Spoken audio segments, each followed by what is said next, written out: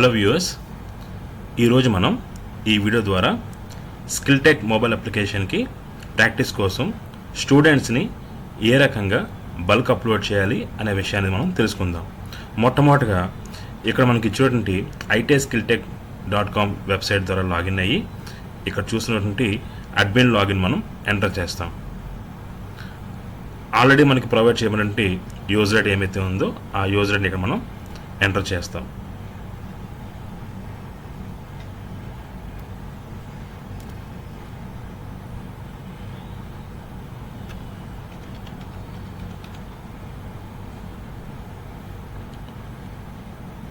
So login అయిన తర్వాత ఇక్కడ రైట్ కార్నర్లో కరెంట్ సెషన్ ఉంది. ఆ సెషన్ని మనం ప్రెజెంట్ సెషన్ మనం చూస్ చేసుకుని ఇక్కడ మనం సేవ్ అనే బటన్ క్లిక్ చేస్తాం. ఈ రైట్ సైడ్ ఉన్న వాటిని మనం మాడ్యూల్స్ అని పిలుస్తాము. ఇక్కడ చూసినట్లయితే స్టూడెంట్ ఇన్ఫర్మేషన్ అని ఉంది. ఈ స్టూడెంట్ ఇన్ఫర్మేషన్ మాడ్యూల్లో క్లిక్ చేసినట్లయితే trainee details, student admission, disable students, bulk delete అనే ఆప్షన్స్ మనకు కనబడుతున్నాయి. ఇక్కడ మొట్టమొదటిగా మనం స్టూడెంట్స్ అందరినీ అప్లోడ్ చేయాలి కాబట్టి స్టూడెంట్ అడ్మిషన్ మనం క్లిక్ చేస్తాం. సో అడ్మిషన్ క్లిక్ చేసినప్పుడు ఈ రకంగా మనకి ఫామ్ అనేది ఒకటి ఓపెన్ అవుతుంది. ఇది ఇండివిజువల్గా ఎంటర్ చేయడానికి ఉపయోగపడుతుంది. కానీ ఇక్కడ మనం స్టూడెంట్స్ని బల్క్గా ఒకేసారి అప్లోడ్ చేయాలి కాబట్టి ఇక కార్నర్లో టాప్లో చూడండి ఇంపోర్ట్ స్టూడెంట్ అని ఉంది. సో ఇంపోర్ట్ స్టూడెంట్ మనం క్లిక్ చేస్తాం. ఇంపోర్ట్ స్టూడెంట్ క్లిక్ చేసినప్పుడు ఈ రకంగా మనకు పేజ్ ఓపెన్ అవుతుంది. ఈ రైట్ కార్నర్ టాప్లో మీకు డౌన్లోడ్ శాంపిల్ ఇంపోర్ట్ ఫైల్ అని ఉంటుంది. So download sample import file click చేస్తే ఈ రకంగా మనకి ఒక CSV ఫైల్ అనేది మనకి ఓపెన్ అవుతుంది. సో CSV ఫైల్ అనేది మనకి ఓపెన్ చేస్తే ఈ రకంగా ఉంటుంది. ఇక్కడ మీకు ఎల్లో కలర్ మార్కింగ్ చేయబడినటువంటి ఈ కాలమ్స్ ఏమైతే ఉన్నాయో ఈ కాలమ్స్ వరకు మనం ఫిలప్ చేస్తే సరిపోతుంది. ఈ రెండు మాత్రం మ్యాండేటరీ. ఇక్కడ మనం గమనించాల్సిన విషయం ఏంటంటే అడ్మిషన్ నెంబరు, రోల్ నెంబర్ని ఒకేలా ఇవ్వకూడదు. ఇక్కడ రోల్ నెంబర్ అంటే NCDMS రోల్ నెంబర్ అనేది ఇచ్చుకోవచ్చు, అంతేగాని అటెండెన్స్ లిస్ట్లో ఉన్నటువంటి 1 2 3 4 5 అనేది మాత్రం ఇవ్వకూడదు. అడ్మిషన్ నెంబర్ అనేది మన కాలేజీ DS లిస్ట్ నెంబర్ కానీ లేదా మీరు ఓన్గా మీ కాలేజీకి సంబంధించిన ఏదో ఐడెంటిఫికేషన్ నెంబర్ని ట్రేడ్ వైజ్ కానీ బ్యాచ్ వైజ్ కానీ మీరు ఇచ్చుకోవచ్చు. సో ఈ కాలమ్స్ ఈ రకంగా మనం ఫిలప్ చేసిన తర్వాత ఇక్కడ మనం గమనించాల్సింది ఇక్కడ 10 రికార్డ్స్ ఉన్నాయి. ఇక్కడ అంటే 10 మంది పిల్లల పేర్లు మేము అక్కడ అప్లోడ్ చేయడం జరిగింది. సో లాస్ట్లో దీన్ని నేను సేవ్ చేస్తాను.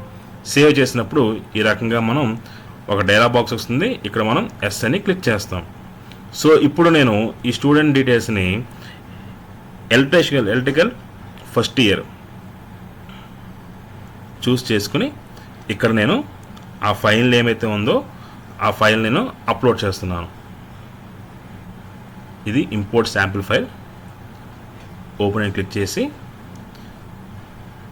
ఇంపోర్ట్ స్టూడెంట్ అని క్లిక్ చేస్తున్నా. చూడండి ఎక్సెల్ ఫైల్లో 10 రికార్డ్స్ ఉన్నాయి. 10 మంది పేర్లు కూడా మనకి అప్లోడ్ అయ్యాయి. సో వీళ్ళ యొక్క వివరాలు మనం చూడాలనుకున్నప్పుడు ఇక్కడ మనం ట్రైనీ డీటెయిల్స్ అని ఉంది. ఈ ట్రైనీ డీటెయిల్స్ క్లిక్ చేసినట్లయితే ఏ బ్యాచ్ అయితే మనం చూడాలనుకుంటున్నామో ఆ బ్యాచ్ని మనం ఇక్కడ చూస్ చేసుకుంటాం.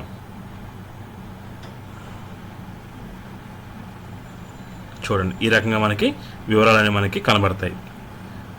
ఇక్కడ లిస్ట్ కనబడుతుంది. ఈ లిస్ట్ని మనం PDFలో కానీ డైరెక్ట్ ప్రింట్ కానీ మనం తీసుకోవచ్చు, లేదా డీటెయిల్ వ్యూస్ క్లిక్ చేసినట్లయితే ఈ రకంగా మనకి కనబడుతుంది. ఇక్కడ మనం వాళ్ళ వివరాలు ఏమైనా తప్పులు ఉంటే కనుక వాటి మనం ఇక్కడ మనం ఎడిట్ చేసుకోవచ్చు ఎడిట్ ఆప్షన్ ద్వారా. సో స్టూడెంట్స్ని మనం ఈ రకంగా అప్లోడ్ చేస్తాము. ఏదైనా స్టూడెంట్ని పొరపాటున ఒక ట్రేలో బదులు మరొక ట్రేలో అప్లోడ్ చేసినట్లయితే ఇక్కడ మనం బల్క్ డిలీట్ ఆప్షన్ ఉంది. ఈ బల్క్ డిలీట్ ఆప్షన్లో ఏ ట్రేలో నుంచి మనం డిలీట్ చేయాలనుకుంటున్నామో ఆ ట్రేని మనం చూస్ చేసుకుని సెర్చ్ కొడితే ఆ ట్రేలో ఉన్న పిల్లలు మనకు కనబడతారు. సో వాళ్ళందరినీ కూడా ఎవరినైతే మనం డిలీట్ చేయాలనుకుంటున్నామో వాళ్ళని సెలెక్ట్ చేసుకుని ఇక్కడ డిలీట్ అనే ఆప్షన్ ఎంటర్ చేస్తే కనుక కంప్లీట్ డేటాబేస్ నుంచి మీరు డిలీట్ అవుతారు. సో నెక్స్ట్ వన్ వచ్చి పిల్లలకి యూజర్ ఐడి పాస్వర్డ్స్ ఏ రకంగా కమ్యూనికేట్ చేయాలి. యూజర్ ఐడి పాస్వర్డ్స్ అనేది రిపోర్ట్స్ కాబట్టి ఈ లాస్ట్లో మనకి రిపోర్ట్స్ అనే కాలం ఉంది. ఈ రిపోర్ట్స్ అనే కాలంలో స్టూడెంట్ ఇన్ఫర్మేషన్ అనే మాడ్యూల్ ఉంది. దీన్ని క్లిక్ చేసినట్లయితే ఇక్కడ మనకి స్టూడెంట్ లాగిన్ క్రెడెన్షియల్ అని ఉంది. దీన్ని క్లిక్ చేస్తాము. క్లిక్ చేసినప్పుడు ఆ బ్యాచ్ని ఏమైతే ఉందో బ్యాచ్ చూస్ చేసుకుంటాం. చూస్ చేసుకుని సెర్చ్ అనే ఆప్షన్ క్లిక్ చేస్తాం. ఈ రకంగా స్టూడెంట్కి సంబంధించినటువంటి యూజర్ ఐడి పాస్వర్డ్స్ అనేవి మనకి జనరేట్ అవుతాయి.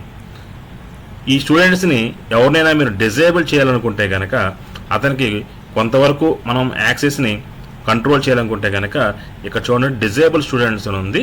సో డిజేబుల్ స్టూడెంట్స్ క్లిక్ చేస్తాము.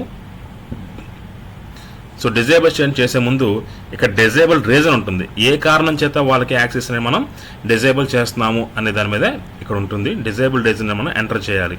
ఫర్ ఎగ్జాంపుల్ లాంగ్ ఆబ్సెంట్ ఉంది.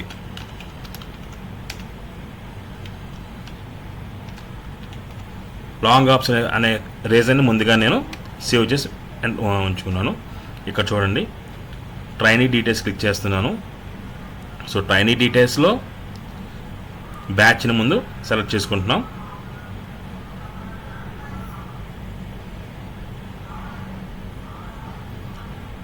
ఇక్కడ చూడండి కుమార్ అనే స్టూడెంట్ ఉన్నాడు.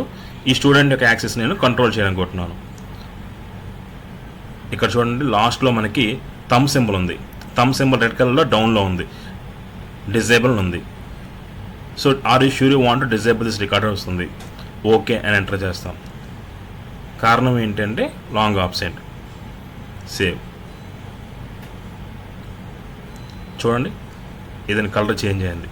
ఒకవేళ పొరపాటున మళ్ళీ వేరే స్టూడెంట్ బదులు ఇంకో స్టూడెంట్ చేశారు, మళ్ళీ యాస్టీస్గా మళ్ళీ స్టూడెంట్ మళ్ళీ ఎనేబుల్ చేయాలనుకుంటే కనుక మళ్ళీ గ్రీన్ కలర్లో ఎనేబుల్ మార్క్ కనబడుతుంది. దాన్ని క్లిక్ చేస్తాం. ఓకే ఎంటర్ చేస్తాం. స్టూడెంట్ మళ్ళీ ఎనేబుల్ అయ్యాడు. సో ఈ రకంగా మనం ఈ స్టూడెంట్ ఇన్ఫర్మేషన్ మాడ్యూల్ ద్వారా స్టూడెంట్ అడ్మిషన్ ద్వారా పిల్లల్ని అప్లోడ్ చేస్తాము. అప్లోడ్ చేసిన వివరాలు చూడడానికి ట్రైనీ డీటెయిల్స్ క్లిక్ చేస్తాము. ఎవరైనా స్టూడెంట్స్ని డిలీట్ చేయాలనుకుంటే బల్క్ డిలీట్ ఆప్షన్ క్లిక్ చేస్తాము. పిల్లల్ని ఎవరినైనా డిజేబుల్ చేయాలనుకుంటే కనుక డిజేబుల్ స్టూడెంట్స్ ఆప్షన్ అనేది క్లిక్ చేస్తాం. వీళ్ళ యొక్క రిపోర్ట్స్ యూజర్ ఐడి పాస్వర్డ్ల గురించి రిపోర్ట్స్ కాలంలో స్టూడెంట్ ఇన్ఫర్మేషన్ మాడ్యూల్లో ఉన్నటువంటి ఈ స్టూడెంట్ లాగిన్ క్రెడెన్షియల్ ద్వారా మనం పిల్లలకి సంబంధించిన యూజర్ ఐడి పాస్వర్డ్స్ కూడా మనం డౌన్లోడ్ చేసుకోవచ్చు. So thank you for watching.